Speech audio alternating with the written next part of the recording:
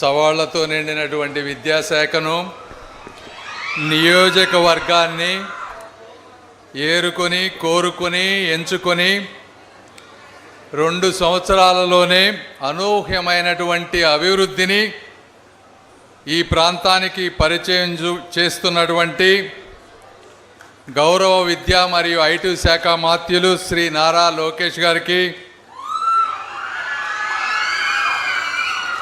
వేదికపై ఉన్నటువంటి రైల్వే అధికారులకు, అదేవిధంగా ఆధ్యాత్మిక శిఖరి, చేనేతల నగరి, స్వర్ణకారుల నైపుణ్య పురి అయినటువంటి మా మంగళగిరి ప్రాంత ప్రజలందరికీ కూడా మనస్ఫూర్తిగా ధన్యవాదాలు.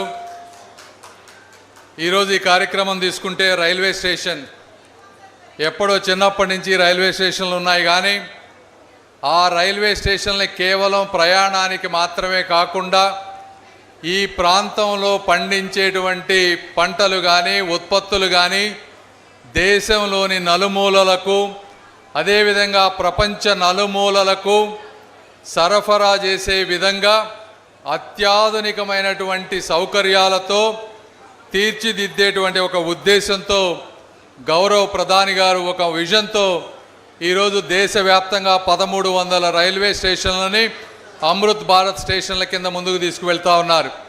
అయితే అందులో ఫేజ్ 1లో 500 తీసుకుంటే 70 పైగా మన ఆంధ్ర రాష్ట్రానికి ఇచ్చారు.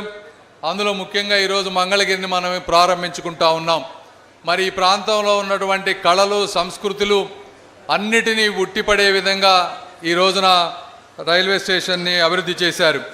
అదేవిధంగా క్లీన్గా ఉండే విధంగా, దివ్యాంగులకి వసతులు ఉండే విధంగా అత్యాధునికమైనటువంటి టాయిలెట్స్, బుకింగ్ కౌంటర్స్, ఇలా అనేక రకాలుగా ఈ స్టేషన్ దాదాపు 12 కోట్ల రూపాయలతో తీర్చిదిద్దారు.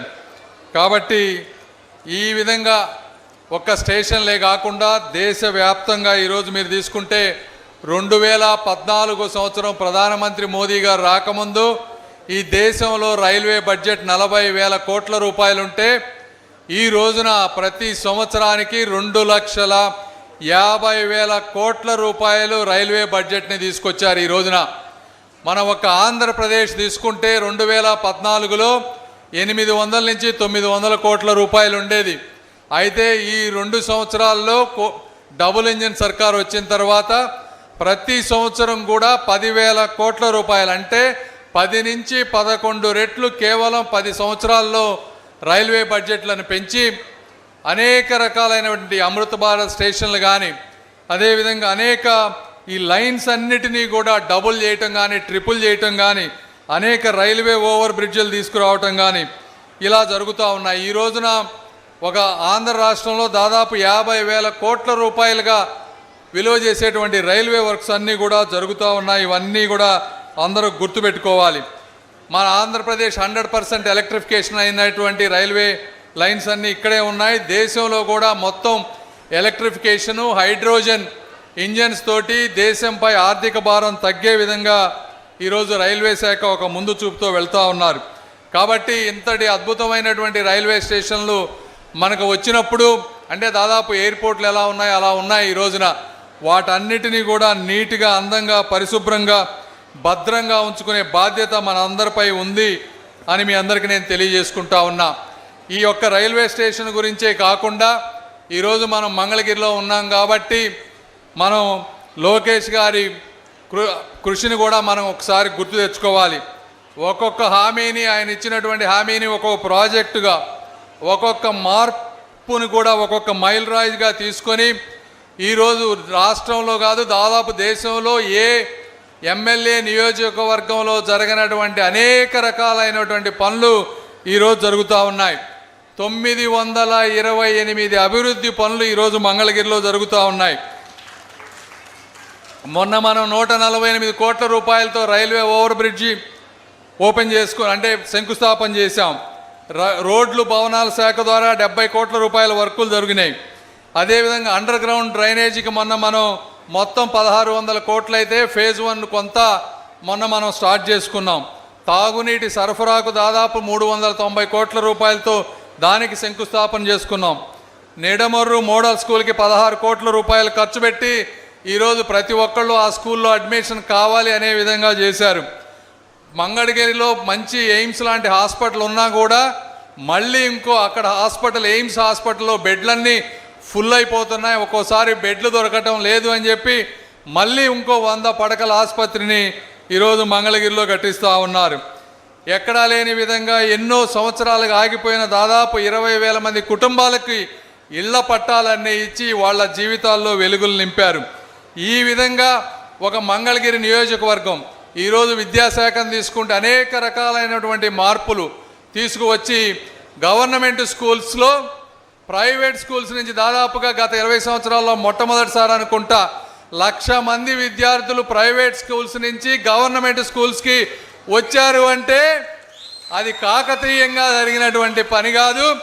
ఈరోజు నారా లోకేష్ గారి కృషి ఎంతైనా ఉంది.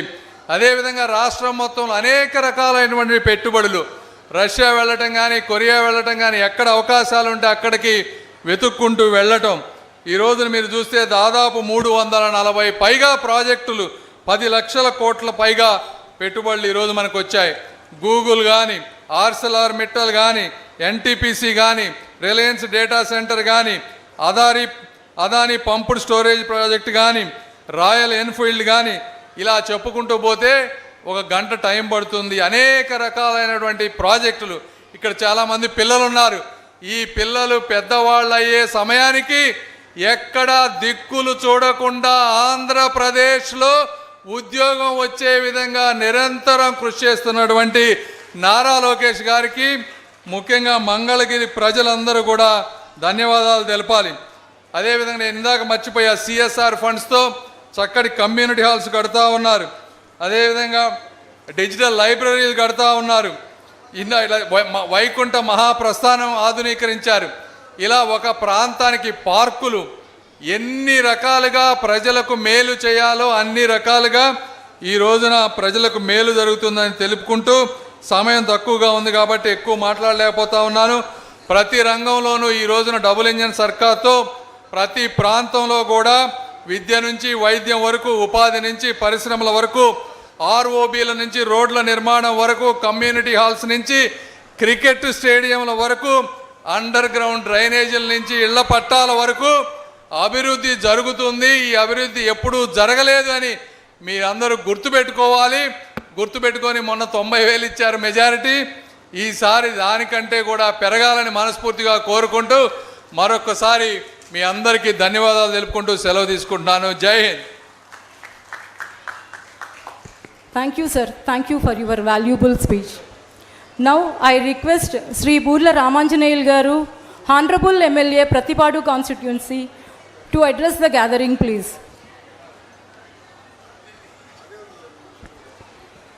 వేదిక మీద ఉన్నటువంటి పెద్దలు